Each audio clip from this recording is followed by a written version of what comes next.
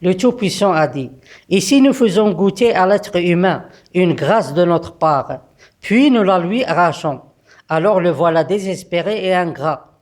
Et si nous lui faisons goûter un bonheur après qu'un malheur l'ait touché, alors il dira, les maux se sont éloignés de moi, et le voilà qui exulte, plein de glorioles. Sauf ceux qui sont endurants et font de bonnes œuvres. Ceux-là obtiendront un pardon et une grande récompense.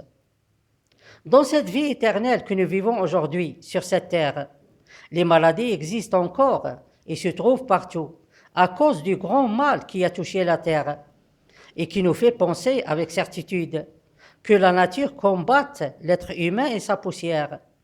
Et cette lutte entre la nature et le corps humain peut durer longtemps. Et en plus, la réforme de la terre et sa purification du mal qui l'enveloppe et qui l'empêche de faire son vrai travail et d'aider l'être humain dans sa vie, en préparant pour lui tout ce qui est nécessaire à son corps et son esprit, afin de renforcer sa croyance en Dieu Tout-Puissant, unique et sans associé, et à son message. Tout cela peut ne pas être suffisant pour exterminer toutes sortes de maladies, car il y a sûrement d'autres causes qui aident dans l'existence et la propagation des maladies.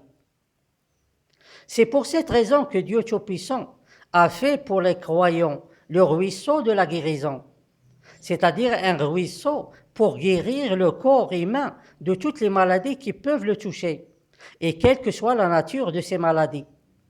Et ici, le ruisseau de la guérison et son écoulement signifie que la guérison se fait progressivement et de la même manière pour toutes les maladies. C'est-à-dire que Dieu Tout-Puissant guérit le corps humain touché par les maladies simples de la même façon qu'il guérisse celui qui est touché par les maladies graves. Et avec la variété des maladies, on conclut que la guérison dépend uniquement du temps. En effet, la guérison est certaine grâce au ruisseau de la guérison. Mais il y a des maladies qui demandent moins de temps et il y a d'autres maladies qui demandent plus de temps.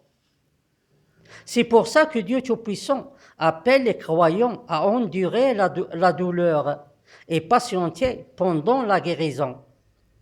Mais pour ceux qui ne peuvent pas résister à la douleur, alors ils peuvent toujours utiliser un antidouleur en attendant que la guérison s'achève. Bien que Dieu Tout-Puissant connaît toutes les maladies et connaît aussi la limite de la douleur que l'être humain peut supporter, alors il a certainement réglé l'écoulement du ruisseau de la guérison pour qu'il soit capable de traiter chaque maladie et pendant une durée inférieure à la limite de la douleur. En réalité, le ruisseau de la guérison n'est qu'une image pour comprendre, et c'est Dieu Tout-Puissant qui est le guérisseur.